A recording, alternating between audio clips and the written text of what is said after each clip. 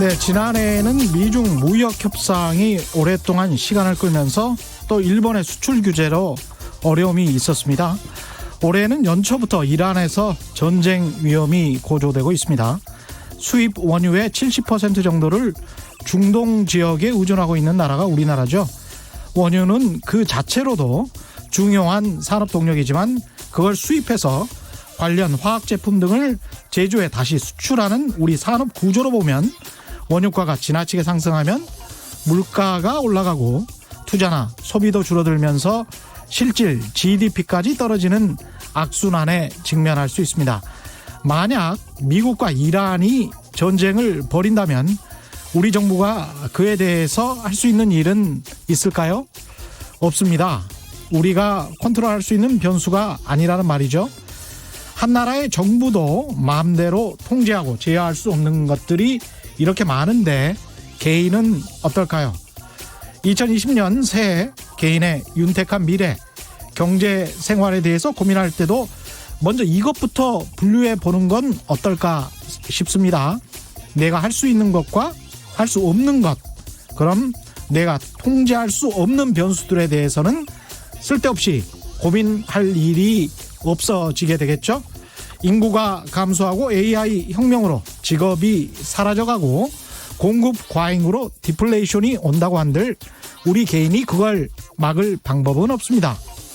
개인은 다만 새로운 시대의 흐름을 유심히 관찰하고 적절히 대처할 수밖에 없겠죠. 자기 주도의 평생 학습, 건강한 생활 습관, 따뜻한 인간관계, 끊임없이 공부하고 주변 사람들과 공감하면서 삶의 매 순간을 즐겁게 사는 것, 그 이상 우리가 할 수 있는 게 뭐 더 있을까요?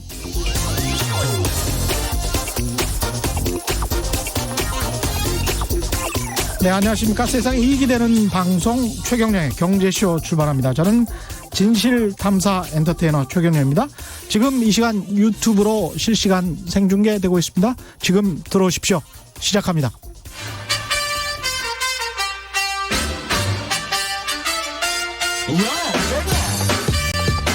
최경영이 원하는 건 오직 정의. 경제 정의를 향해 여러 걸음 깊이 들어갑니다. 최경영의 경제쇼.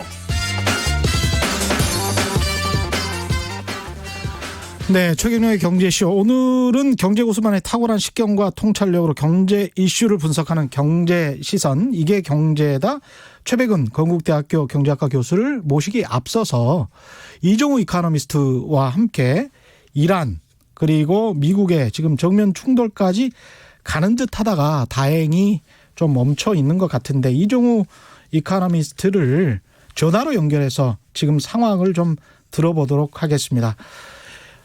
안녕하세요. 여보세요? 예, 안녕하세요. 예, 반갑습니다. 예. 예, 반갑습니다. 굉장히 새롭네요. 전화를 하니까. 예, 그렇습니다. 다음 주에 또 월요일 날에 또 나와 주실 거죠? 오늘 그래야죠. 오늘 전화만 한다고 이걸로 끝나시는 건 아닙니다. 그건 아닙니다. 예. 지금 이란과 미국이 정면 충돌까지 가는 듯 하다가 예. 트럼프 대통령이 약간 이제 한 발을 뺐단 말이죠. 전면전을 그렇죠. 이제 다행히도 피한 것 같습니다. 지금 상황은 어떻게 보시나요? 예, 제일 처음에 일이 시작되고 지금까지 대충 한 일주일 정도가 지났는데요. 예. 일주일 정도 사이에 굉장히 큰 변화가 있었다. 이렇게 볼 수가 있죠. 제일 처음에는 이란에 대한 공격을 하고, 그 다음에 또 이란이 대응해서 공격을 하고 했을 때만 하더라도 이게 작년도 같은 경우에는 경제 전체를 1년 내내 잡았던 악재가 미중 무역 분쟁이었잖아요. 예. 올해는 이게 1년 내내 갈 거다라는 생각을 했었는데요. 의외로 지금 이제 잠복해서 들어가는 형태가 됐다라고 보입니다.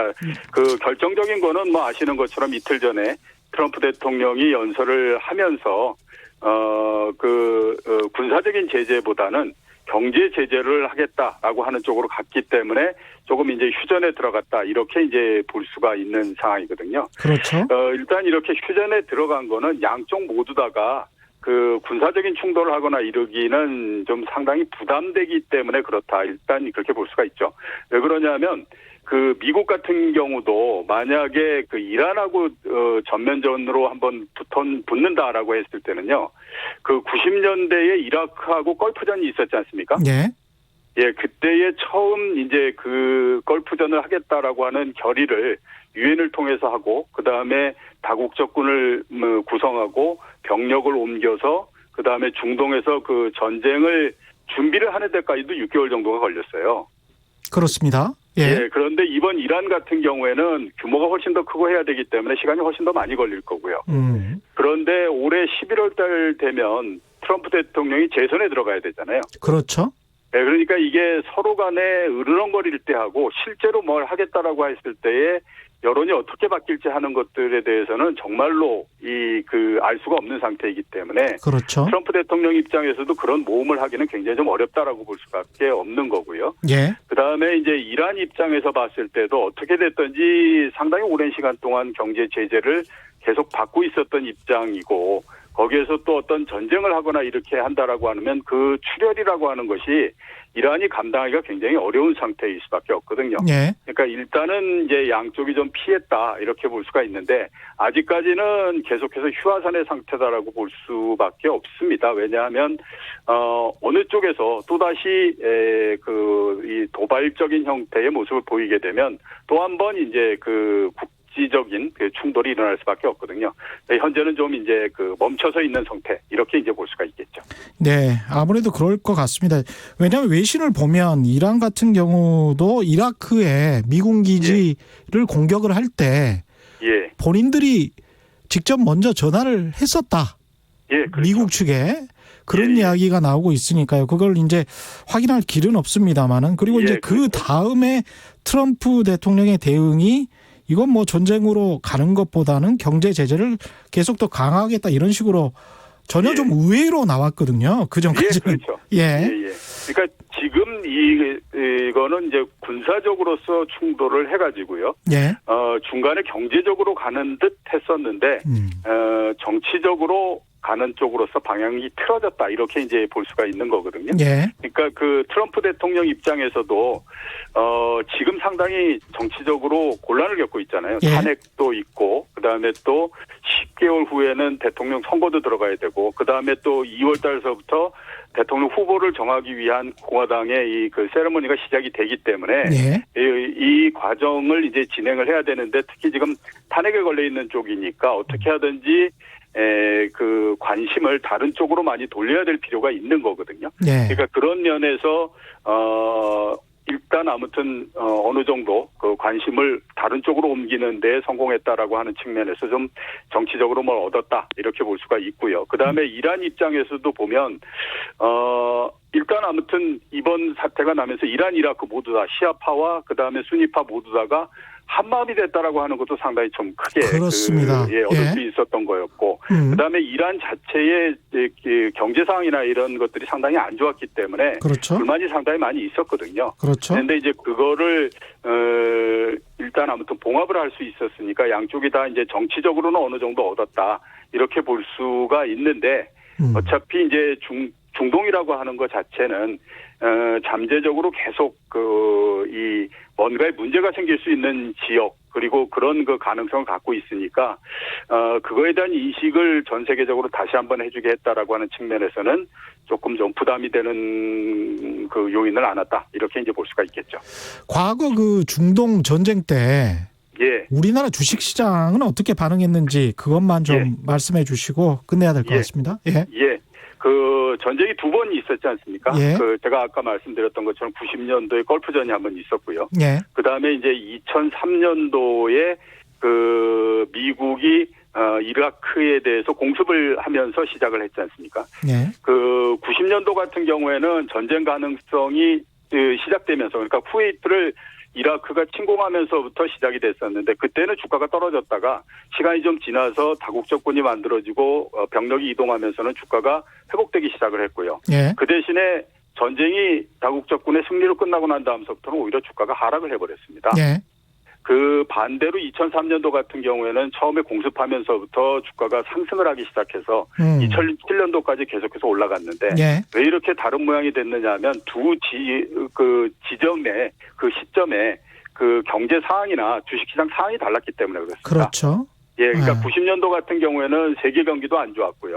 그다음에 우리나라 경제도 안 좋았고, 예. 우리나라 주식시장이 89년도에 사상 최고치를 치고 계속해서 내려오고 있는 때였기 때문에 당연히 그 악재에 대해서 민감하게 반응을 할 수밖에 없었고요. 예. 대신에 2003년 같은 경우에는 아시는 것처럼 9.11 테러가 나고 주가가 많이 떨어지기도 했고, IT 버블로에서 많이 떨어지기도 했고 했지 않습니까? 그랬죠. 그다음에 그 당시 우리나라 그 경제가 중국 특수가 막 시작되는 때여서 주가는 낮고 그다음에 그 경제 상황은 괜찮았기 때문에 네. 주가가 700에서부터 2000까지 올라갔죠. 그러니까 이번 같은 경우에도 이 상황이 그냥 벌어진다라고 해서 똑같은 반응이 오는 건 아니고요. 그렇죠. 경제나 주식시장 상황에 따라서 다른데 지금은 여러 가지가 얽혀 있다라고 봐야죠. 경제는 국내 모두다가 지금 좀 안 좋은 상태로 조금씩 들어가는 상태고 예. 주가는 굉장히 높고 대신에 금리나 이런 것들이 굉장히 낮아서 유동성을 가지고 있기 때문에 아마 이번에는 주가가 떨어지는 것보다는 변동성이 굉장히 크게 움직이는 형태가 될 텐데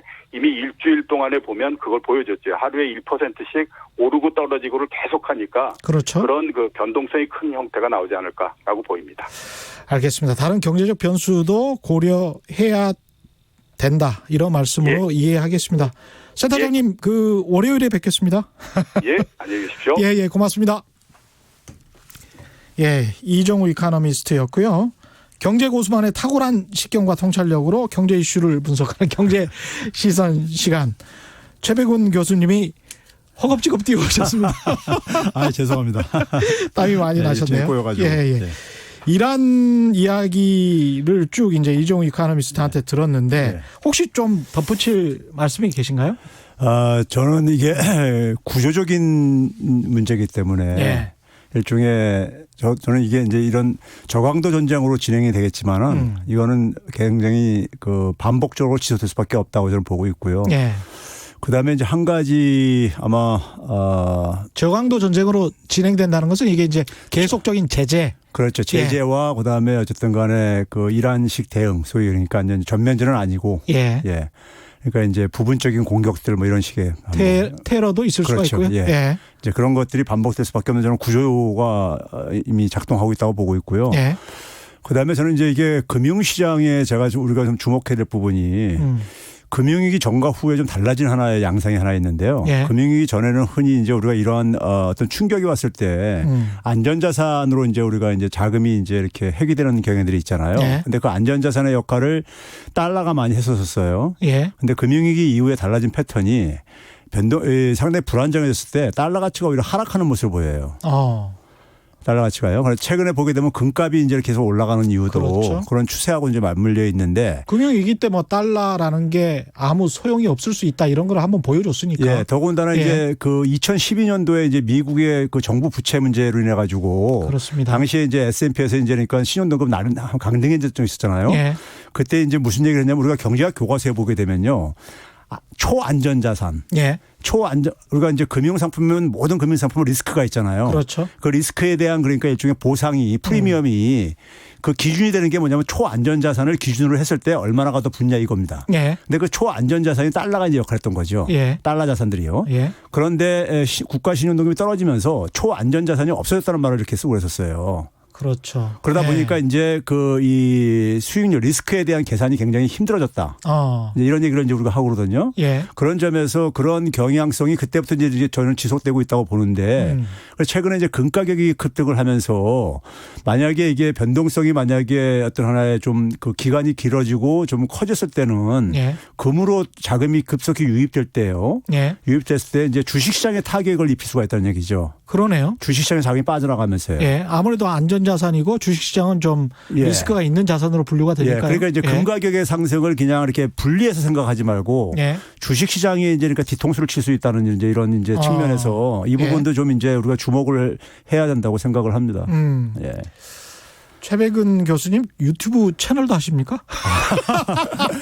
올해 이제 개설을 했는데요. 예. 개설을 했는데 이제 방송에서 이제 좀 다룰 수 없는 주제들. 근데 좀 이제 예. 알려주고 싶은 이야기들. 그렇죠. 그런 거 많죠. 그런 것들을 좀 이제 보완하기 위해서 뭐 이렇게 강의 비슷하게 이렇게 하고 있습니다.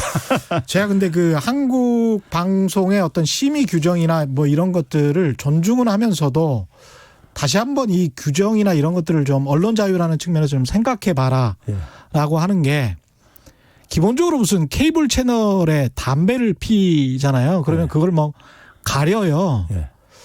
그게 표현의 자유랄지 영화를 만드는 사람들도 마찬가지고 언론도 마찬가지고 어떤 그 또 다른 기준 공정성이나 이 균형 감각 뭐 이런 것도 물론 중요하지만 또 말할 수 있는 자유나 표현의 자유라는 것도 그것보다 훨씬 더 중요하거든요. 근데 이제 자본시장에서는 돈의 자유에 관해서는 그렇게 거의 무제한적으로 푸는 것이 그렇죠. 가장 합당하다라고 주장을 하면서 어떻게 사람의 말에 관해서는 사람의 말을 듣고 그 사람들이 또 판단을 하거든요. 대중들이. 근데 그거는 철저하게 또 어떤 그 심의위원이라는 사람들의 생각 안에서 또 심의를 하는 것이니까 그 사람들이 또 그러면 절대적인 공정성과 어떤 균형성을 갖고 있느냐. 거기에 관한 미국의 다큐멘터리가 있는데 그게 참 우스운 거거든요. 민간의 공정성과 그 균형성이라는 측면에 있을 때 참 그런 거는 좀 방송통신 심의부터 해서 전반적으로 철학적으로 다시 한번 생각해 봐야 될 필요가 있다. 이 나라가 진짜 자유주의 국가라면 그런 생각을 좀 합니다. 유튜브, 유튜브는 그런 의미에서 유튜브가 요새 잘 됐고 이 지상파가 라디오가 좀 힘들고 뭐 TV가 힘들고 이런 것들이 사실은 전체적인 저는 자유의 크기라고 보거든요. 그런 의미에서 좀 말씀을 드렸고요. 김계주님, 오늘 오프닝 완전 감동. 저 폰으로 보내주세요. 가슴에 새겨두고 싶어요. 이런 말씀하셨는데 제 오프닝은 유튜브 영상 올려놓은 거 있지 않습니까? 그 설명란 그 위에 있습니다. 항상. 그러니까 참고해 주시기 바랍니다. 가슴에. 교수님 그 이란 이야기는 이제 그만하도록 하고요. 이번에 이제 열린 정세균 국무총리 후보자 인사청문회 참고인으로 원래 참석하실 예정이었습니까? 그 이제 부탁이 와가지고요. 그 여야 간에 어쨌든 간에 청문회와 관련해가지고 막 이제 그 시소 게임이 있었나 봐요. 어떤 형식으로 할 것인가. 그러다가 이제 그 합의 본 것이 이제 각 부문별로 이제 참고인들을 해가지고 의견 듣는 걸로 양쪽 이제 의견을 여야 이제 입장을요. 근데 이제 경제 분야에 이제 제가 이제 그러니까 좀 부탁을 받아가지고 그리고 정세균 총리 내정자가 이제 그 분수 경제론을 이제 얘기하신 분인데 그게 소득수 성장하고 내용이 거의 대동소이해요. 그래서 이제 저한테 부탁왔는데 문제는 뭐냐면은 제가 이제 사전에 양해를 구했어요. 그 제가 한 여의도에서 한 3시 반에는 제가 끝내야 된다. 전에는 그렇게 가능하다고 2시부터 원래 예정돼 있었는데 그런데 그 전날 밤에 이제 갑자기 한 12시가 다 돼가지고요. 방송 중계 때문에 4시로 변경이 됐다는 거예요. 그래서 이제 그러면 이제 제가 그 방송을 펑크낼 수 없어서 그래서 이제 못 나간다 그러니까는 그럼 불출소 사유서를 보내달라고 해가지고 보내주고요. 그리고 이제 오전에 방송 끝나고 나서 가는데 다시 또 바뀌었다고 또 이제 그러면서 시간이 나와줄 수 있냐고. 그래서 막 시간이 왔다 갔다 그날 하루에도 이제 몇 번씩 왔다 갔다 하더라고요. 왜 이렇게 교수님을 애타게 찾는 곳이 많지? 뭐 무슨 이야기를 듣고 싶었던 거래요, 국회에서는? 국회에서 그러니까 이제 그 이제 경제 이제 철학 뭐 이런 부분에 대해서 이제 입장을 가는데 그걸 이제 뭐 본인 얘기를 듣는 것보다는 이제 그러니까 좀 객관적인 이제 좀 입장에서 그렇죠. 좀 이제 입장을 듣겠다고 해서 제 이제 상대 파트너로는 이제 실대 윤창현 교수가 이제 나오겠는데. 어제 나왔습니다. 그렇습니까? 실대 윤창현 교수님. 그분도 뭐 나중에 들어보니까 개인적인 일정이 있어서 뭐 나갈 상황이 못 됐다 그래서 경제 부분은 빼고선 이제 했다 그러더라고요. 그렇군요. 정세균 국무총리 후보자 같은 경우는 원래 이제 산업부 장관 출신이죠. 맞습니다. 그래서 그 산업계 쪽, 또 기업 쪽에서는 좀 반기는 눈치가 있습니다. 약간 좀 방향성이 성장 위주로 갈 수도 있지 않을까 좀 기대하는 그런 사람들도 있는 것 같고 어떻게 보십니까? 근데 저는 이제 뭐 총리라는 자리가 사실은 어떻게 보면 내치에 어쨌든 간에 책임자잖아요. 전체 지휘를 해야 되는. 예.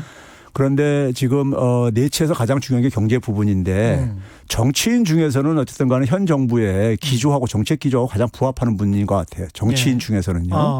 그게 이제 아까 얘기했듯이 분수경제론이라는 게 사실은 소득주 성장론하고 똑같아요. 그러니까 뭐 중소기업, 그다음에 저소득층 문제, 소득 분배 이런 부분을 강조하는 부분이고요. 예. 그래서 이제 바럼업이죠. 예. 밑에서부터 이제 위로 이제 그러니까는 밑에가 주도를 해가지고 위에까지 효과를 과거에 그러니까 우리가 낙수 효과에 반대적인 이런 개념이죠. 근데 거기다가 이제 현 정부가 지금 가장 이제 그 심혈을 기울이는 부분이요. 지금 성과가 안 나오는 부분이 혁신성장 부분이거든요. 그렇죠.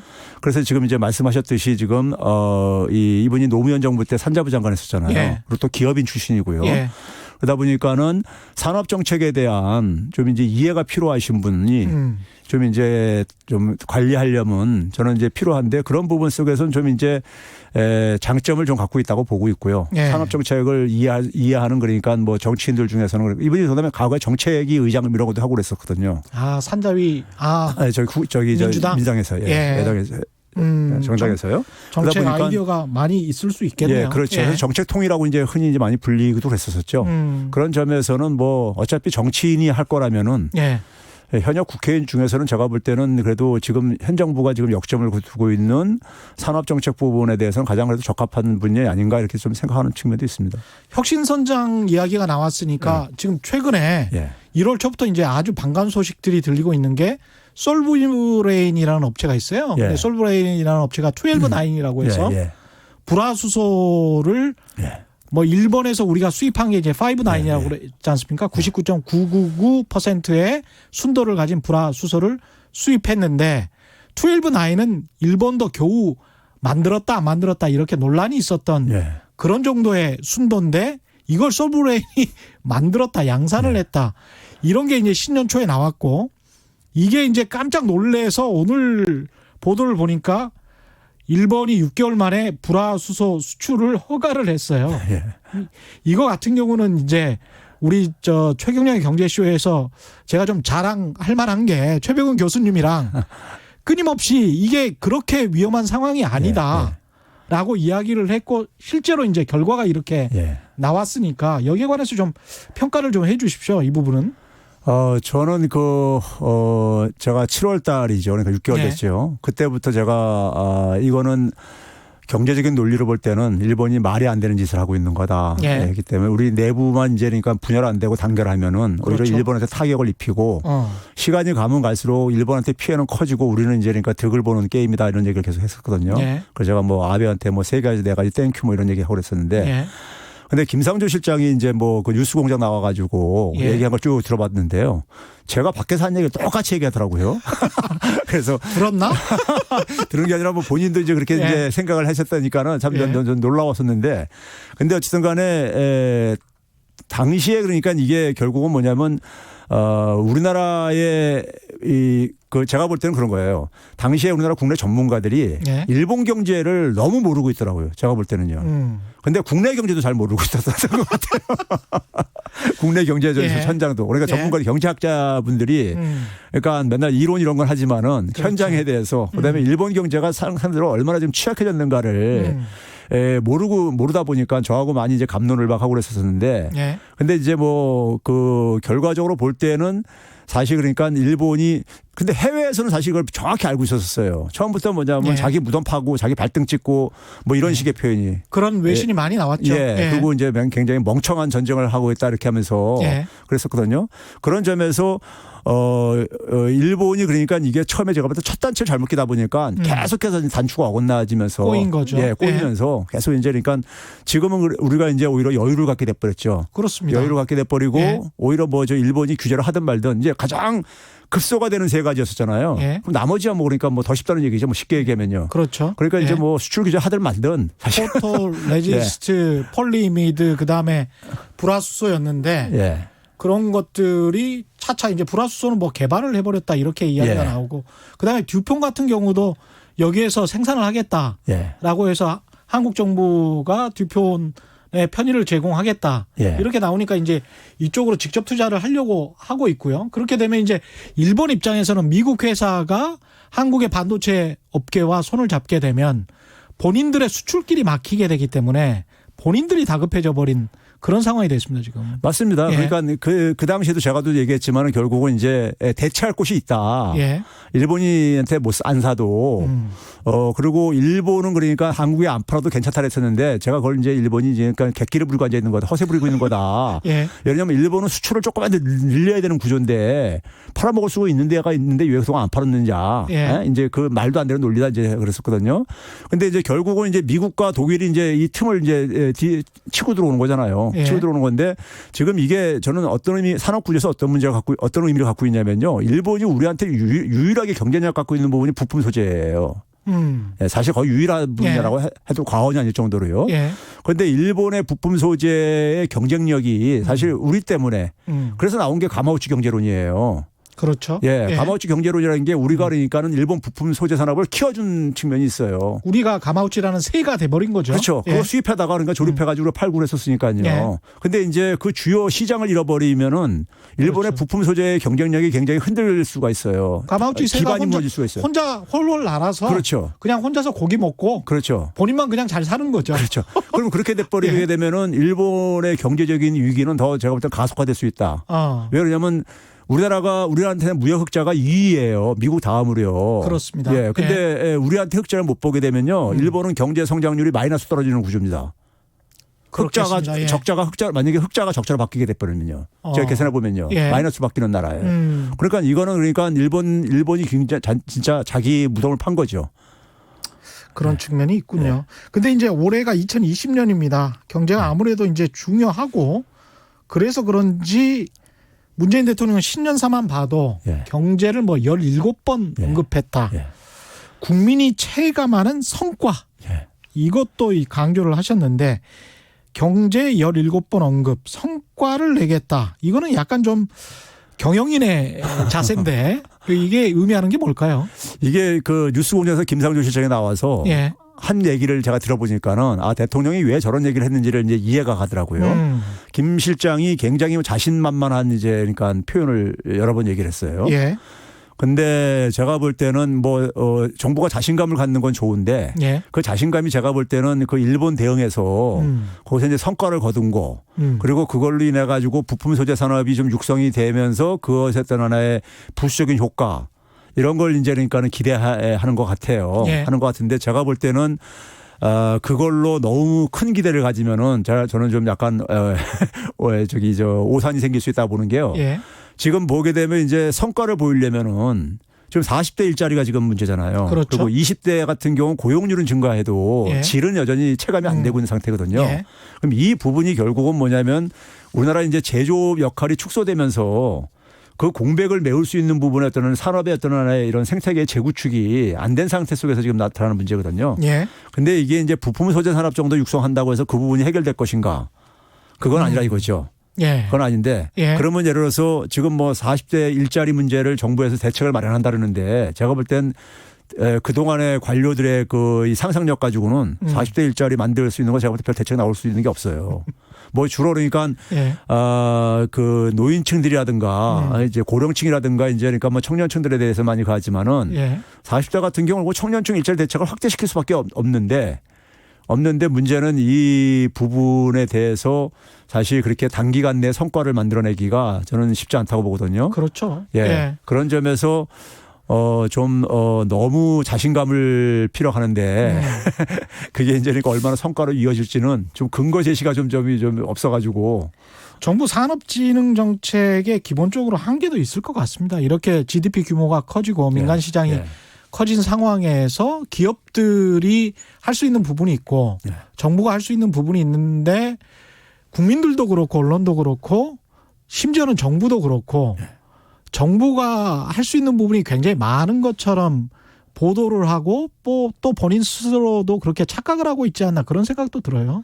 예. 현 정부가 일단 단기간 내 제가 볼 때 좀 성과를 거두는 부분은요. 예. 이 소득주도 성장 정책을 좀 보완 강화가 필요하다고 제가 주장하는 사람인데요. 예. 예를 들면 이제 뭐 최저임금 1만 원 달성과 관련해서 금융은 제가 이 시간에 몇 번 소개를 했고요. 예. 그 근로시간 단축 있잖아요. 예. 근로시간 단축과 관련해서 지금 이제 이게 또 이제 유보되고 있는 부분이 이거잖아요. 노동계에서는 그러니까 근로시간 50시간 단축을 계속 하고 예. 임금 희생이 없는 이제 그러니까 하자는 거 아니에요. 그러니까요. 임금 희생이 없는 예, 주 임금 52시간. 감소는 없는. 예. 근데 이제 지금 우리 그 현장을 보게 되면요. 현장을 보게 되면 예를 들어서 제가 이제 현장 조사를 좀 해봤는데 예.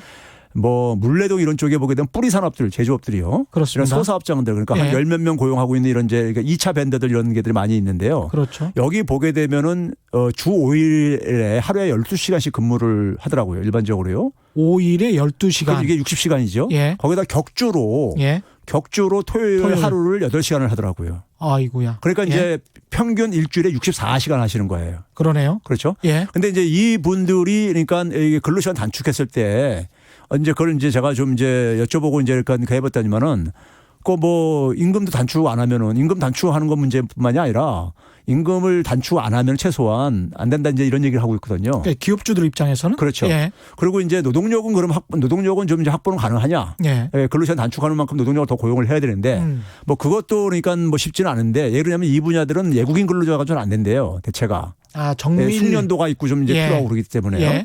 그래서 제가 이제 그 부분을 제가 이제 고민하면서 간 것이 뭐냐면은 이런 겁니다. 그러니까 중소기업 같은 경우도 보게 되면 지금 지난해 11월 달 기준으로 금융위에서 발표한 거 보게 되면은 한 700조가 넘어요. 부채가요.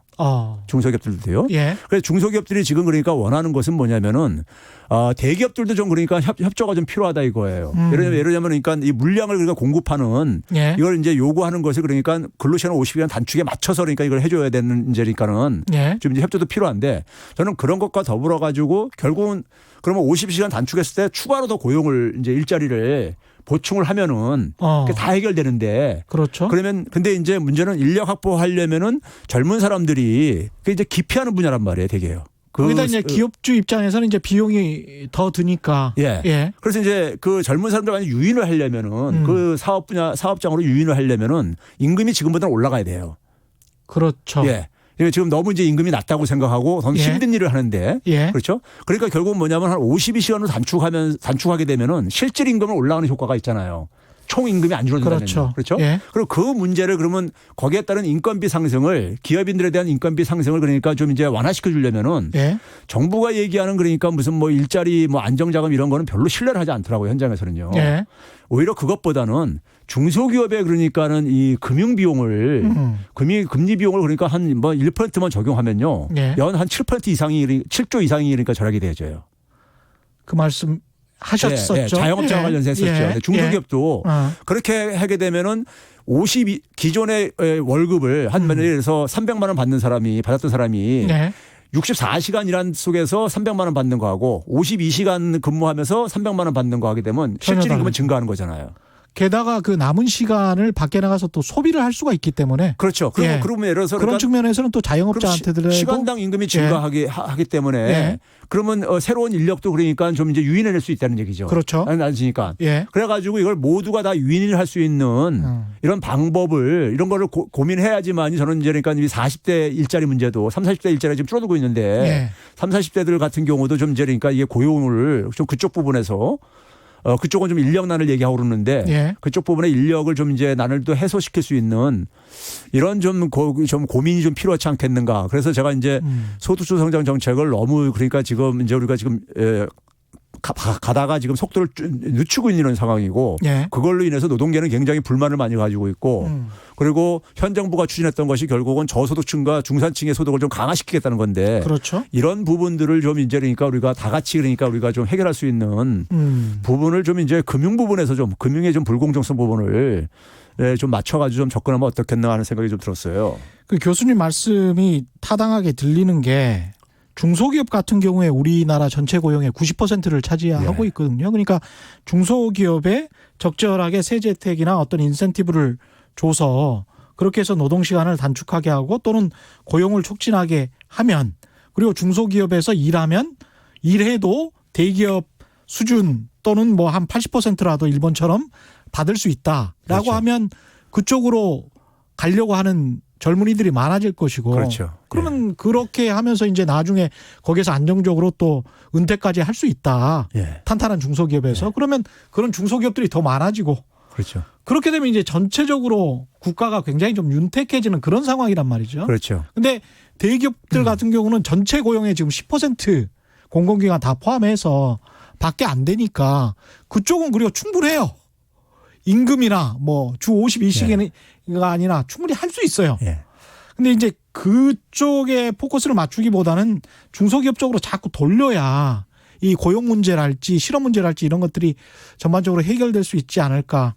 그래, 그런 그러려면 이제 측면에서도. 중소기업의 예. 작업 작업 환경을 이제 임금 조건이나 이런 것도 많이 개선을 해야 될 수밖에 없는 거잖아요. 그렇습니다. 결국은요. 예. 그래야지만 선순환이 만들어진다 이거죠. 예. 우리가 흔히 뭐 진보건 보수건 언론에서 그런 이야기 하잖아요. 미국에서는 교수와 배관공의 월급이 비슷하다. 나중에 20년 일하면 1억 원씩 넘게 받는다. 뭐 이렇게 이야기를 하잖아요. 그게 이제 결국은 배관공을 선택할 수 있게 그렇죠. 직업으로 선택할 수 있게 만드는 요인이란 말이죠. 그러니까 우리나라 예. 보수 진영에서도 보게 되면 이제 토론할 때 보면요. 예. 뭐 이제 흔히 그런 얘기들 많이 해요. 고등학교만 나와도 대충 어느 정도 먹고 살 수 있게 그렇죠. 뭐 이런 게 필요하다고 얘기를 하면서 예. 그러려면은 소위 말해서 그분들에 대해서 적어도 그러니까 우리가 예를 들어서 그런 고등학교만 나와서 일하시는 분들이 그 사회 중산층 정도로 살아갈 수 있게 그렇죠. 이게 돼야 되는데 예. 근데 그런 분들 같은 경우는 비정규직으로 살아야 되는 것이 마땅한 것처럼이라든가 그러니까 하위 한 80%는 예. 쥐어 짜서 살아야 된다는. 그러니까 그런 걸 당연시 평상시에 이제 무조건 쥐어 짜서 살아야 그렇죠. 된다. 예. 그리고 상위 20%만 좀 넉넉하게 살아야 된다라는 그런 고정관념이 있는 건지. 그러다 보니까 내수가 굉장히 구조적으로 취약해질 수밖에 없죠. 그렇죠. 예. 예. 9646님 경제 이야기를 이렇게 흥미진진하게 듣고 집중하기는 처음입니다. 귀에 쏙쏙 들어옵니다. 앞으로도 많은 경제 지식, 상식 국민들에게 전달 부탁드립니다. 2313님 52시간을 정착시키려면 업무 효율을 올려야 합니다. 11시 반부터 정식밥을 먹는 태도로는 효율성을 올릴 수 없죠. 노동 생산성 문제 이거 굉장히 중요합니다. 맞습니다. 예. 근데 이제 12시간씩 이렇게 일하다 보면요. 예. 사람들이 오늘 어차피 하루 종일 일할 거니까는 예. 그러니까 생산성 증가에도 별로 도움이 안 돼요. 사실은요. 장시간 근로는요. 그렇습니다. 이진님은 대기업이 납품 단가 좀 올려줘야 하지 않겠어요. 뭐 이런 말씀하셨고요. 납품 단가 문제는 항상 뭐 서로 간에 있는 것이고 부동산 투기와의 전쟁에서 결코 지지 않겠다. 신년사에 이런 말씀도 있었습니다. 예.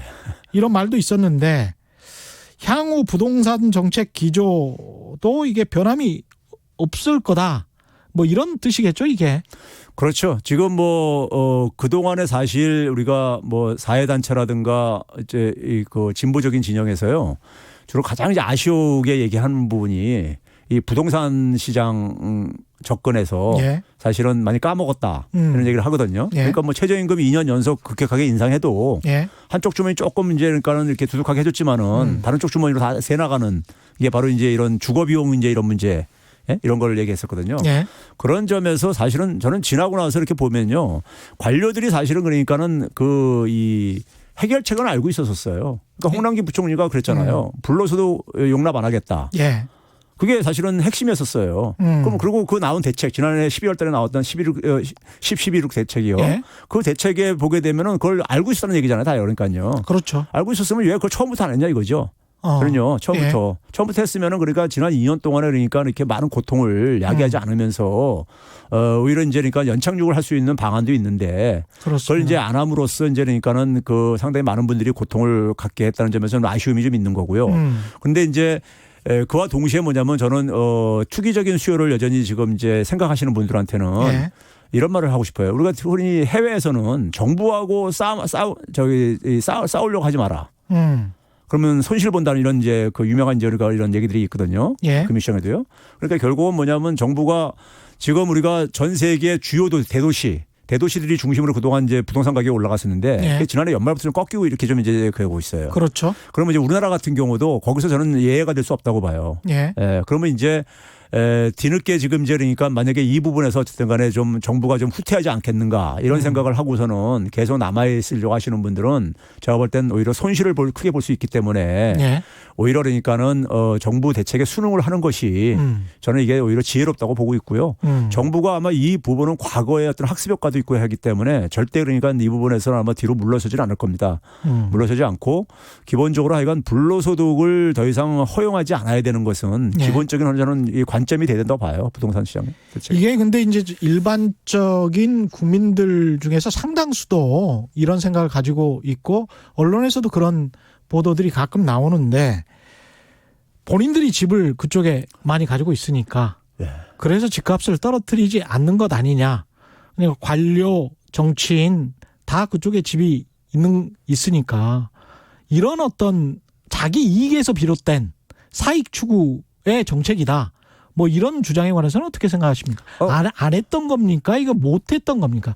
집값을 잡는 다른 측면에서? 저는 안 했던 거에 더 무게가 안 했다. 예, 안 했던 부분이에요. 그러니까 홍남기 부총리 같은 경우도 분명히 알았는데. 그렇죠. 예. 예. 그리고 이거는 사실 그러니까 청와대가 사실은 거기에 대해서 굉장히 이걸 저는 정치적인 어떤 하나의 이런 계산으로 접근하면 안 된다고 봐요. 이 부분은요. 예. 예.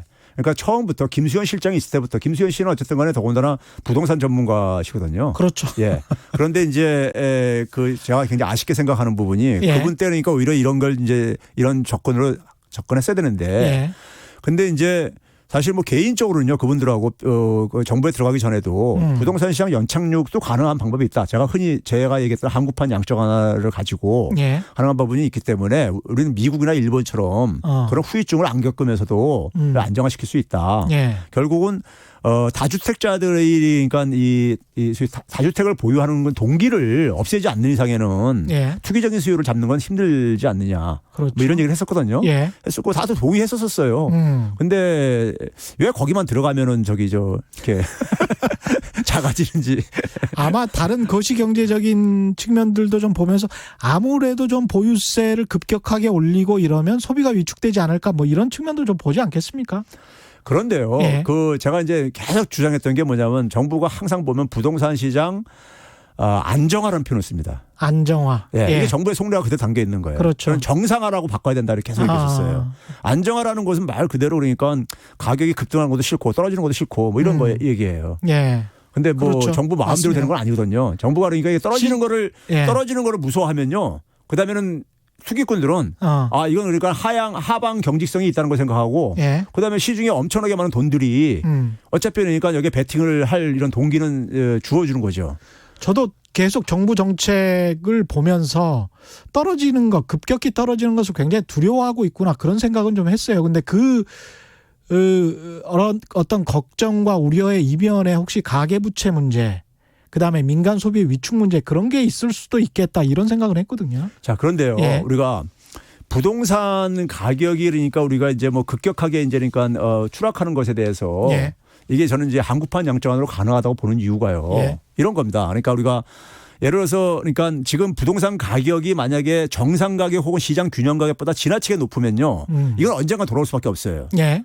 근데 많이 벌어지면 격차가 벌어지면 벌어질수록 충격도 나중에 굉장히 큽니다. 비용도 크고요. 그렇죠. 어차피 우리가 지불해야 될 비용이에요. 그렇습니다. 그런 점에서 그러니까 이거는 우리가 지나치게 오르는 것은 가능한 한 정상적인 수준으로 끌어내리는 게 중요하다고 보고요. 예. 정상적으로 끌어내리는 상황 속에서 제가 얘기하는 게 그거예요. 우리가 지금 뭐냐면 주택금융을 담당하는 대표적인 공공기관이 주택금융공사잖아요. 그렇습니다. 거기다가 그러니까 그래서 한국은행이 거기에 대주주예요. 한국은행 출자를 좀 더 하라 이거예요. 제가 계산해보면 한 20조만 투자하면요. 예. 20조 투자해가지고 제가 만약에 예를 들어서 집을 갖고 있는 사람 5억짜리 갖고 있는데 은행에서 한 2억 대출 받고 3억 원 대돈을 샀다고 해보세요. 예. 그러면 예를 들어서 그 2억 원 대출을 그러니까는 대출금을 주택금융공사에서 인수하라 이거예요. 은행으로부터요. 예. 그럼 제가 이제 채권 채무 관계가 주택금융공사가 저하고 바뀌는 거죠. 그렇게 되나요? 그러면서 저 같은 경우 예를 들어서 5억 정도면 서민형 이제 주택이니까는 예. 그걸 매각하고 싶은 사람한테는 예. 그걸 인수하라 이거예요. 주택금융공사에서요. 아. 인수를 한 다음에 대개 이제 이걸 은행에다 놔두게 되면 은행은 그걸 인수를 하게 되면 차압을 하게 되면 이걸 경매로 처분해 버립니다. 예. 그럼 주택가격이 또 추가 폭락하는 거예요. 그렇죠. 근데 주택금융공사에서 이걸 인수한 다음에 이걸 만약에 매수를 했다면은 예. 이걸 장기 공공임대로 전환시켜 주라 이거예요. 그럴 주거 경우에. 수단은 그리고 계속 유지시켜주라 이거예요.